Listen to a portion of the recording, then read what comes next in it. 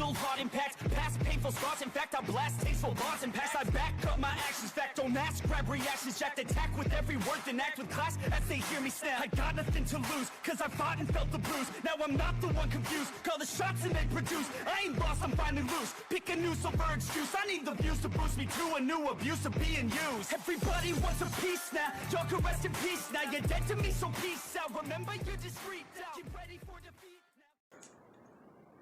So, young man, do we have a deal? Hello, everybody. This is Kirusho here, and now, whenever we last left off with this series, we had Izuku Midoriya. And well, after the events of the USJ, Mr. Aizawa discovered Midoriya's true identity. He is posing as his father. Now, Midoriya, he did then fight off against the Nomu, and he also was able to brutalize Shigaraki, cutting off his hand and taking an eye. And as a result of that, Shigaraki was able to hurt Froppy. Now, I noticed that people are confused about why Mr. Aizawa didn't simply just turn off Shigaraki's quirk. Now, Aizawa was fighting villains, and he was getting overwhelmed. Along with that, his eyes are constantly being dried out over and over again, requiring him to blink. So, I feel like a lot of people do forget about that sometimes. His quirk is very powerful, but the drawback is he probably can't keep his eyes open for a very long time. Or if he can, I'm not really too sure. Anyways. Now, it was outed that Midoriya was a vigilante. And Yui, the girl who does stay with him at his apartment, she was taken in for questioning. Now, with that being said, Midoriya was trying to figure everything out, since he believes he's starting to fall for this random girl he's met. He's known her for how long? A month? A little bit over that? And it's quickly approaching somewhere around almost more than that. Almost 2 months. Now, Midoriya, he is trying to think. He feels responsible for what's happening to her. He dragged her into his life. And because she simply just did associate with him, she might get targeted by villains. Now, we do actually cut back to the day this all did happen. And Midoriya, he is still on that tree, trying to piece it together as to what he should do. He knows exactly where they have Yui at. He knows exactly how to get there. And he's formulating a plan that most likely will result in her being considered an accomplice. However, he's willing to take that risk if it means she can avoid all of this. Now, we do actually then have Midoriya, who he does just grow wings out of his back using light manipulation. And he does then go to stand up, before he does jump off the tree and begin to fly away. Now, no one would really see Midoriya, as he's flying in the night, and he's making himself invisible. Now, Midoriya, he would land across the street from the police station, as numerous reporters and people are all trying to rush into the station to try and get a statement. A line of heroes and police officers trying to keep them out of the building, as everyone is stating that they want to know what this girl has to do with the vigilante Nightcrawler. And if it's really true that the father of Izuku Midoriya is really gone, and if his son does plan to take up the mantle. Now, a lot of questions are being posed, and a pro hero does scream at somebody after they ask a question about if it's morally right for what the boy is doing. Now, the hero does scream at them, no, it's not.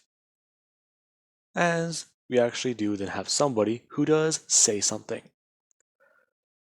The person steps forwards and is talking about how Izuku Midoriya saved their life. And it's because of that boy that they're standing here today.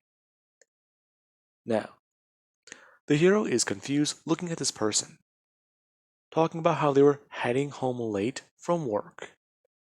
And they would have been killed if the boy didn't step in and take the villain. Now, the person is talking about how it was a member of this street gang, and how Midoriya took the guy away and then he was reported as dead the next day. Now, the person does begin a rant. They had no more fear about having to go home at night after that. They knew somebody was taking care of it and dealing with villains properly. Now, the hero, he would just scream at this person and begin to cause a scene. As we do have Midoriya, who does talk to Light Shadow about the plan. Now, Light Shadow, he does listen. As he turns invisible and falls into the alleyway and does begin to try and make his way to the police station. Now, as this actually does happen, he does walk up to a car. And he does wiggle his hand and reach through the vehicle. Him putting his hand on the car battery and beginning to put an electric charge into it. Now, he overloads the battery. And the car does begin to turn on and have electrical problems. As Light Shadow does do this, he jumps to another vehicle. And then another and another. Him repeating what's happening. As people there staring at this phenomenon. As Midoriya, he would jump upwards and go directly for the street post in front of him. Now, Midoriya, he does grab onto a wooden post, as he does climb it and grab an electrical wire with his bare hands. Now, Midoriya, he pulls all the energy he can from off the grid. And people do begin to hear this large buzzing sound, as Light Shadow does jump into a motorcycle and begin to drive it down the street. Now, he does smash the vehicle into another one, and he does cause it to explode. Now, after the explosion, the power went out, and pro heroes, they all did rush in to try and save the day, along with police officers still trying to hold the line. Now, Midoriya, yeah. He and Light Shadow, they were able to get through. Light Shadow posing as a villain, and actually causing a bit of commotion by blowing up another line of cars. Now, Light Shadow, yeah, he was a bit more cautious. These cars all suddenly began to spark flames from the engine block, and people were trying to rush over and help. Now, Midoriya, he would have then ran into the police station, as he is invisible.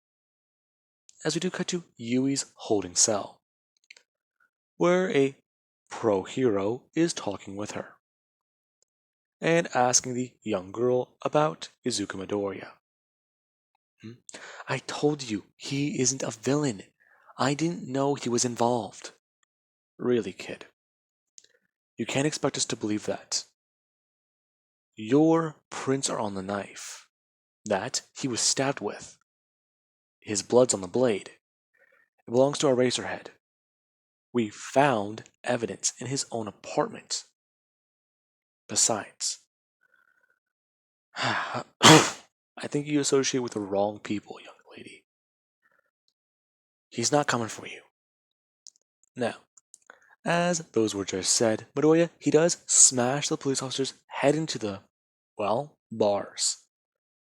As he does bring his hand up and light his finger with, well, his quirk.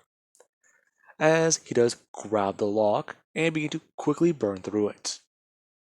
Now, as this has happened, Midoriya, he does pull it before tossing it down to the ground. As he does go to shake off his gauntlet. Now, Midoriya, he would then open the cage, as he does allow his face to appear. Now, Yui does look surprised. What are you doing here? Hey, are we going to make small talk? Or am I breaking you out of here? No, why? I don't know. You're important. Important? Listen, we can talk about this later. But for right now, do you want to be stuck here? Where people can find you? Or do you want to get the hell out of here? Now, Midoriya does reach out his hands.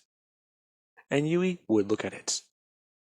Midoriya's scarred hand that he usually keeps covered with a glove. As she just reach out and grab it. Now, Midoriya would quickly pull her close to him. As he does, quickly shield them with his quirk. Now, Midoriya, he would pick her up and start to run. As he does break through the back door of the building. And he does try to tell Yui to remain quiet, as the two would make a getaway. Now, Light Shadow does take flight and return to Midoriya, as everyone was confused. And once they were able to get the emergency generators up and running, a lot of things were off. Within the span of a few minutes, something happened here. Villains attacked in Yui Kaido, or I think I said that right, was kidnapped, quote unquote.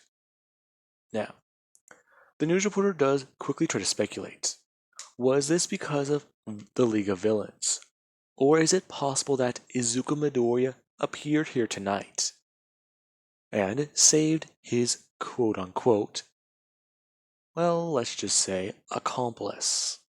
Now, we do cut to about 30 minutes later, where Midoriya, he does land and set Yui down, as she's screaming at him that he's an idiot. Listen, I know.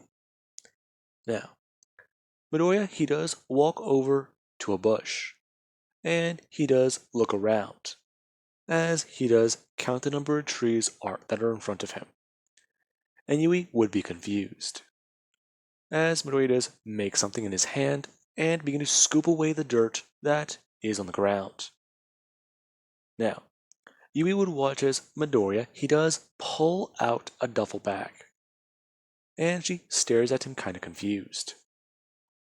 Now, Midoriya would reveal to her that he has some of these hidden around town, and that a lot of them, well, yeah, he doesn't think anyone's gonna find them, and in all likelihood, the only person who could find them is a curious kid digging around in the dirt. Now, she does just stare at Midoriya, before one thing does happen. A portal would open, and Midoriya, he does turn to look at it as he does bring up both of his hands, and they begin to just skyrocket with the amount of light coming off of them. Midoriya telling Yui to stay behind him. Now, Yui is confused, as she just look around and grab some of the rocks Midoriya pulled out of the ground, as she just hold them between her fingers, and take up somewhat of a fighting stance. Now, as this does happen, Kirigiri does walk through the portal.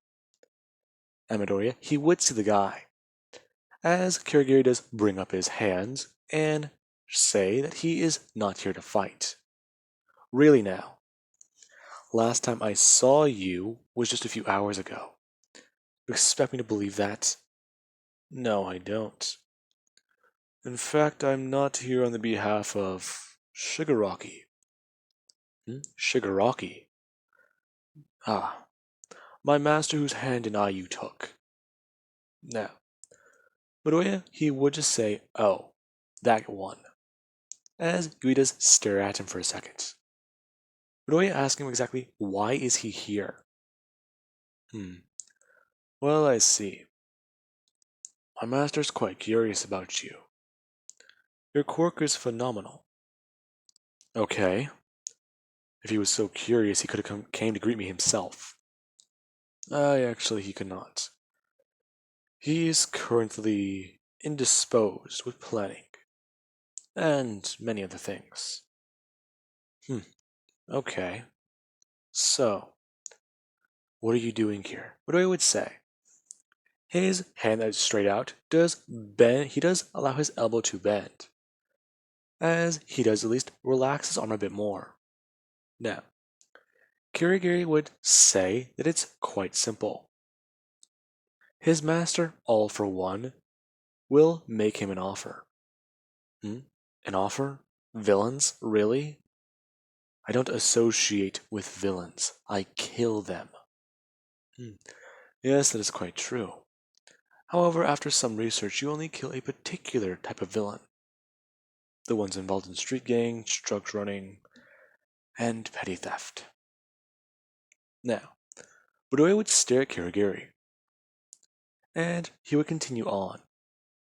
Now, Kirigiri is trying to dig into Midoriya's head, little by little. As he does bring up the offer All For One does want to give him. He's very skilled and talented with the way he uses his quirk. So, All For One is offering him a deal, since his performance with Shigaraki was something to truly behold. Now, Yui does turn to Midoriya and ask him if he's really going to do this. Now, Midoriya would just whisper into her ear, of course not. But he does want to know what the villain is planning, and it might be able to help him later down the line. So, your offer, what is it? Now, Kirigiri would say something that does make Midoriya actually contemplate his offer.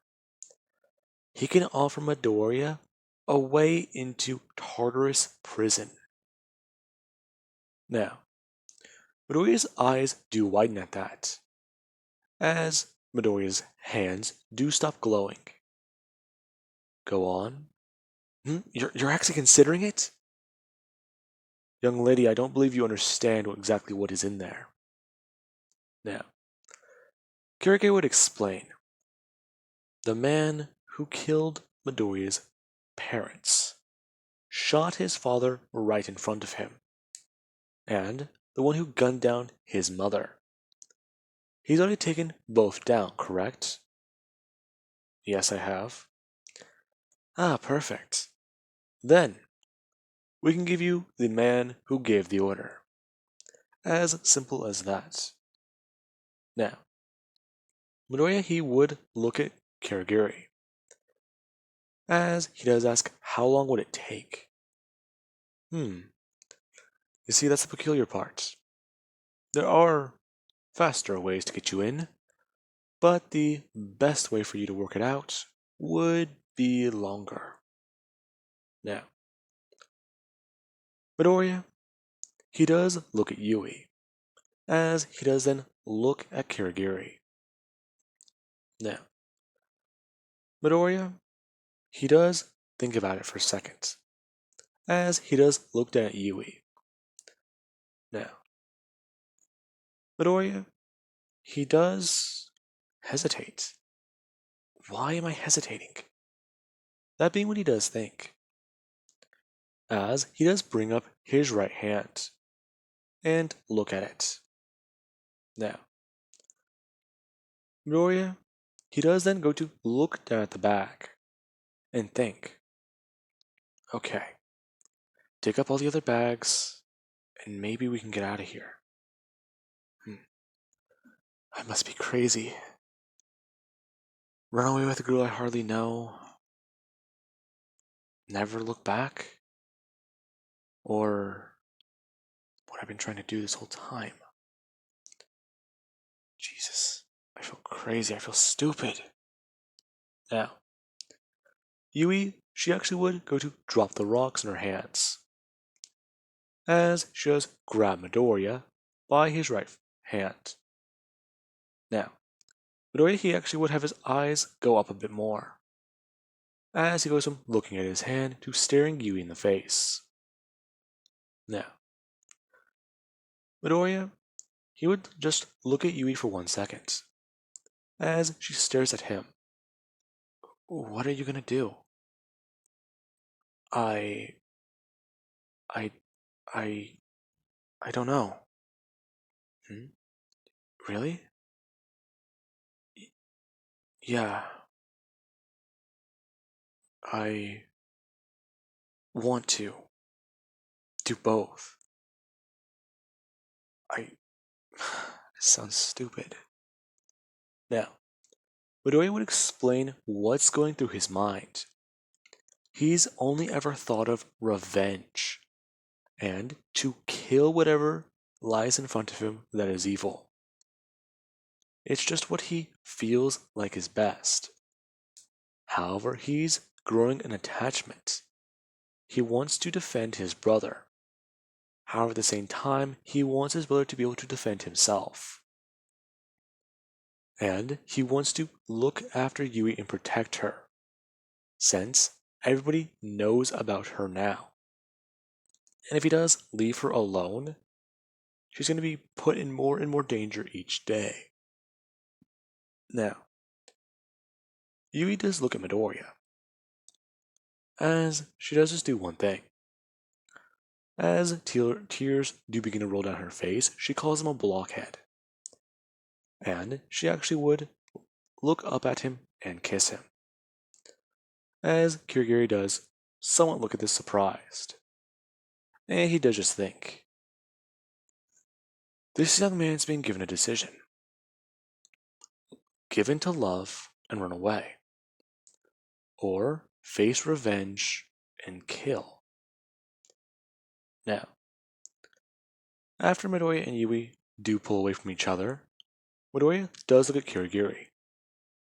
And he does go to open his mouth, as Yui does scream Midoriya's answer. They're going together. Now, Midoriya's eyes would widen as he does actually turn to look at Yui, as she talks about how she's not going to sit on the sidelines. If she's going to be associated with Midoriya and have her name dragged through the dirt, then she's going to at least help as much as she can, and repay the debt she owes Midoriya. Now, Midoriya, he does somewhat smile, as a tear finally does roll down his face. As Midoriya, he does go to bend down and pick up the bag. As him and Yui, they both grab each other's hands and walk through the portal. Now, with that being said, I do hope you guys enjoyed. Have an amazing night. Catch you guys in the next part.